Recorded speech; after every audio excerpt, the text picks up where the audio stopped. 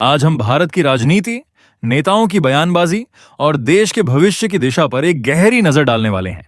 इस रिपोर्ट में हम बात करेंगे कंगना राणावत की, प्रधानमंत्री नरेंद्र मोदी के प्रति की गई प्रशंसा की, राहुल गांधी के हालिया विदेश द्वारों में दिए गए बयानों की और सबसे बड़ा सवाल, अगर नरेंद्र मोदी राजनीति से हटते हैं या सेवानिवृत्त होते हैं तो भारत की राजनीति किस दिशा में जाएगी।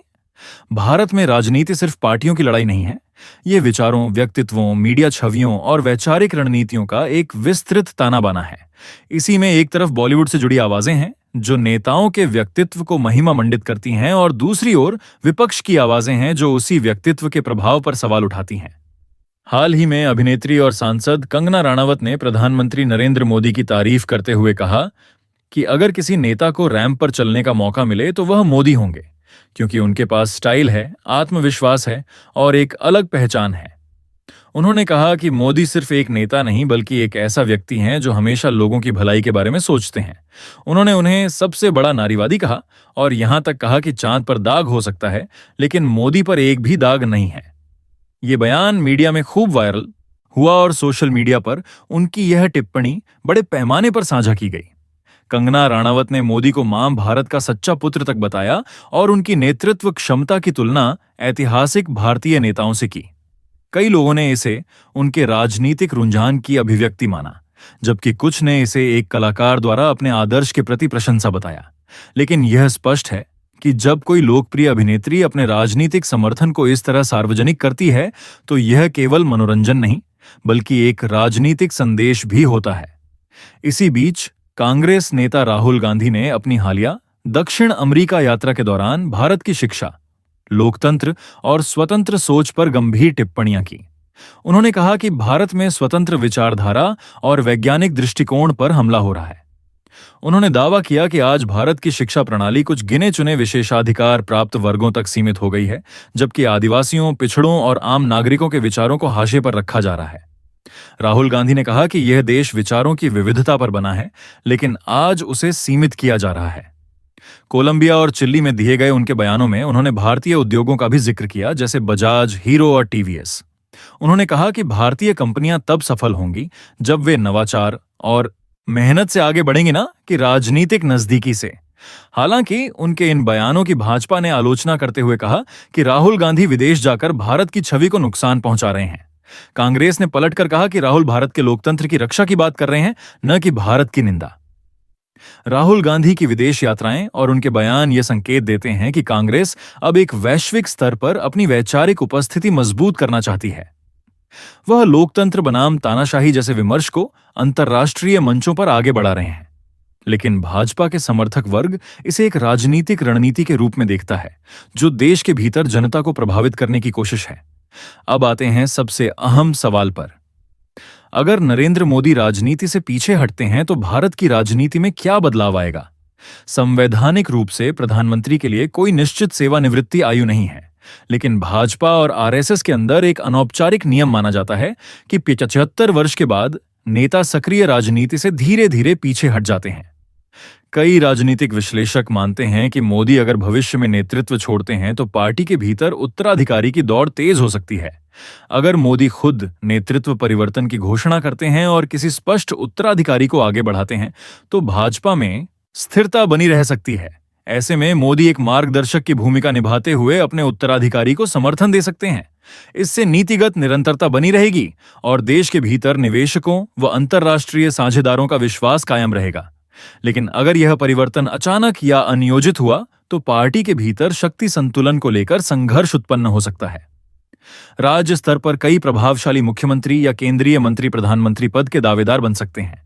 इस स्थिति में विपक्ष को भी एक नया अवसर मिलेगा। नए युग, नए नेतृत्व की बात करते हुए भाजपा की आंतरिक खींचतान को भुनाने की कोशिश की जाएगी। आर्थिक दृष्टि खतरा देश के से देखा जाए तो मोदी के जाने के बाद भारत की नीति दिशा उत्तराधिकारी की प्राथमिकताओं पर निर्भर करेगी। अगर अगला नेता मोदी की विकास नीति और वैश्विक दृष्टिकोण को जारी रखता है तो बदलाव कम होंगे, लेकिन अगर नई सोच और नई टीम आती है तो योजनाओं की प्राथमिकताएं भी बदल सकती हैं। विदेश नीति के क्षेत्र में भी एमओडीआई के बाद का भारत दिलचस्प रहेगा। मोदी की विदेश नीति व्यक्तिगत संबंधों पर आधारित रही है। उन्होंने अमेरिका, रूस, जापान और अरब देशों के साथ व्यक्तिगत भरोसे पर रिश्ते बनाए। नए नेतृत्व को वही संतुलन बनाए रखना एक चुनौती होगी। सामाजिक दृष्टि से मोदी की लोकप्रियता और करिश्मा भाजपा की राजनीति की रीढ़ रही है। उनके हटने के बाद पार्टी को एक सामूहिक नेतृत्व मॉडल की ओर जाना पड़ सकता है। वहीं विपक्ष इस बदलाव को अपने लिए संभावित पुनरुत्थान का अवसर मान सकता है। राहुल गांधी और अन्य विपक्षी नेता पोस्ट मोदी इंडिया को एक नई वैचारिक बहस में बदल सकते हैं। अंततः भारतीय राजनीति का यह दौर केवल व्यक्तियों का नहीं बल्कि विचारों का है। एक ओर कंगना जैसी हस्तियां मोदी की छवि को जनसाधारण तक सांस्कृतिक प्रतीक बनाकर ले जाती है, वहीं राहुल गांधी जैसी आवाजें लोकतंत्र, स्वतंत्र सोच और समानता की बहस को वैश्विक संदर्भ में लाने की कोशिश करती हैं। मोदी के नेतृत्व में बीते दशक ने भारत को राजनीतिक स्थिरता, वैश्विक पहचान और वैचारिक ध्रुवीकरण तीनों दिए हैं। उनके बाद भारत किस दिशा में जाएगा, यह न सिर्फ नेताओं पर बल्कि जनता की सोच और वोट की दिशा पर निर्भर करेगा। भारत एक जीवंत लोकतंत्र है जहां बदलाव अनिवार्य है और हर परिवर्तन अपने साथ एक नया युग लेकर आता है। मोदी का प्रभाव जितना गहरा है उतनी ही गहराई से यह सवाल भी पूछा जाएगा कि उनके बाद कौन और कैसे भारत का नेतृत्व करेगा, चाहे वह भाजपा के भीतर से कोई हो या विपक्ष से कोई नया चेहरा।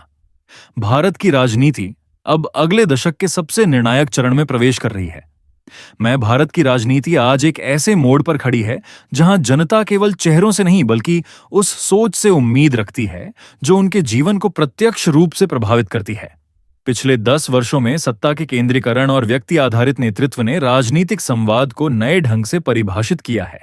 अब सवाल यह है कि भविष्य की राजनीति क्या इसी व्यक्तिगत करिश्मे के इर्द गिर्द घूमेगी या संस्थागत और नीतिगत मॉडल की ओर बढ़ेगी।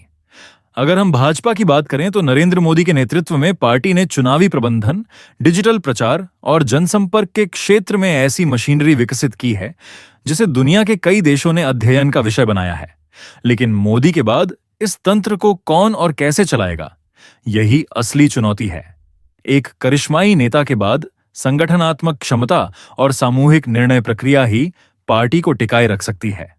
भाजपा की अगली पीढ़ी, जिसमें कई युवा मुख्यमंत्री, केंद्रीय मंत्री और संगठनात्मक चेहरे शामिल हैं, अब धीरे धीरे केंद्र में आ रहे हैं।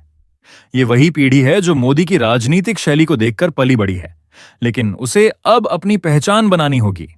दूसरी ओर कांग्रेस के भीतर राहुल गांधी एक वैचारिक पुनर्जागरण की बात करते हैं। उनकी विदेश यात्राएं, युवाओं और छात्रों से संवाद और लोकतंत्र पर फोकस, यह सब एक कोशिश है पार्टी की सोच को नए युग में ढालने की। मगर कांग्रेस के सामने दोहरी चुनौती है। एक तरफ संगठन का पुनर्निर्माण और दूसरी ओर जनता के बीच विश्वसनीयता लौटाना। राहुल गांधी की सबसे बड़ी परीक्षा यही होगी कि क्या वह अपने विचारों को जमीनी स्तर पर संगठनात्मक ताकत में बदल पाते हैं। भारत की राजनीति में क्षेत्रीय दलों की भूमिका भी लगातार बढ़ रही है। तमिलनाडु, बंगाल, तेलंगाना, ओडिशा और उत्तर प्रदेश जैसे राज्यों में क्षेत्रीय नेता अब राष्ट्रीय विमर्श का हिस्सा बनने लगे हैं। मोदी के बाद के भारत में संभव है कि केंद्र में फिर से गठबंधन राजनीति का दौर लौट आए। इससे सत्ता साझेदारी का नया मॉडल उभर सकता है, जहां निर्णय केवल एक व्यक्ति नहीं बल्कि कई नेताओं की सहमति से लिए जाएंगे। समाज की दृष्टि से देखें तो आज का युवा वर्ग राजनीति को पहले की तुलना में अलग ढंग से देखता है। वह विचारधारा से कम और परिणाम से ज्यादा जुड़ा है। नौकरी, शिक्षा, टेक्नोलॉजी और वैश्विक अवसर, यह उसकी प्राथमिकताएं हैं। इसलिए भविष्य की राजनीति में जो नेता इन विषयों पर स्पष्ट और ठोस योजना देगा, वही विश्वास जीत सकेगा। मोदी ने इस वर्ग को विकास, आत्मनिर्भरता और राष्ट्रीय गौरव की भावना से जोड़ा। उनके बाद इस भावनात्मक जुड़ाव को बनाए रखना आसान नहीं होगा। वहीं भारत की विदेश नीति के क्षेत्र में भी बड़े परिवर्तन संभव हैं। मोदी की व्यक्तिगत कूटनीति ने भारत को वैश्विक मंचों पर आत्मविश्वासी और स्वतंत्र स्वर दिया, लेकिन नए नेतृत्व को इस नीति को संस्थागत रूप देना होगा ताकि भारत की वैश्विक स्थिति किसी एक व्यक्ति पर निर्भर न रहे। चीन, अमेरिका, यूरोप और खाड़ी देशों के साथ भारत के रिश्ते आने वाले दशक में निर्णायक भूमिका निभाएंगे। आर्थिक मोर्चे पर आने वाले वर्षों में भारत के सामने 2 रास्ते होंगे। पहला, तेज विकास दर को जारी रखना। दूसरा, असमानता और बेरोजगारी जैसे मुद्दों पर ठोस समाधान देना। मोदी के द्वार में बड़ी योजनाएं बनी, make in India, digital India, आत्मनिर्भर भारत। लेकिन अब जनता चाहती है कि ये योजनाएं उसके जीवन में प्रत्यक्ष सुधार दिखाएं। इसलिए अगला नेतृत्व चाहे किसी भी दल से आए, उसे विकास और सामाजिक न्याय दोनों को संतुलित करना होगा। राजनीति के इस परिवर्तनशील दौर में मीडिया की भूमिका भी बेहद अहम है। डिजिटल युग में समाचार और प्रचार के बीच की रेखा धुंधली हो चुकी है। भविष्य का नेता वही होगा जो सिर्फ संदेश नहीं बल्कि पारदर्शिता भी दे सके। जनता अब भाषण नहीं प्रमाण चाहती है। एक और दिलचस्प पहलू है भारतीय राजनीति का सांस्कृतिक मोर्चा। पिछले दशक में धर्म, परंपरा और राष्ट्रवाद जैसे विषयों ने मुख्यधारा की राजनीति में केंद्रीय स्थान पा लिया है। यह संभावना है कि आने वाले समय में कोई भी नेता, चाहे भाजपा से हो या विपक्ष से, इन विषयों से खुद को अलग नहीं रख पाएगा। लेकिन लोकतंत्र की मजबूती के लिए आवश्यक होगा कि संस्कृति के नाम पर विभाजन नहीं बल्कि संवाद की परंपरा को आगे बढ़ाया जाए। राजनीतिक विश्लेषक मानते हैं कि 2029 या 2034 तक भारत एक नए राजनीतिक मॉडल की ओर बढ़ सकता है, जहां परिपक्व मतदाता, तकनीकी पारदर्शिता और युवाओं की भागीदारी राजनीति की दिशा तय करेंगे। इस नई राजनीति में नेता केंद्र नहीं बल्कि जनता केंद्र बनेगी। नरेंद्र मोदी के बाद का भारत संभवतः एक ऐसे संक्रमण से गुजरेगा जो केवल सत्ता परिवर्तन नहीं बल्कि राजनीतिक सोच का भी परिवर्तन होगा। यह संक्रमण तभी सकारात्मक होगा जब सभी दल अपने अपने एजेंडे से ऊपर उठकर राष्ट्रीय विकास और सामाजिक संतुलन को प्राथमिकता देंगे, और शायद यही भारत की सबसे बड़ी शक्ति है। हर बदलाव के बावजूद यह देश अपनी लोकतांत्रिक आत्मा को जिंदा रखता है। चाहे मोदी हो, राहुल हो या कोई नया चेहरा, अंततः निर्णय जनता के हाथ में है। वही असली नायक है।